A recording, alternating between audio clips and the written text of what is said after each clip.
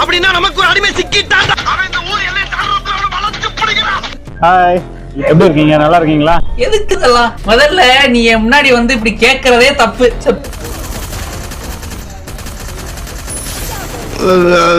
சரி வாங்க போய்தான் பாப்போம். தெரியறாங்க, ஆனா எங்க இருந்து தெரியறாங்க தெரியலையே. எங்கடா அவன்? இந்த ஏரியால எங்க இருக்கான்? அவன் மட்டும் என் கல்ல மாட்ட வெட்டாம விட மாட்டேன்.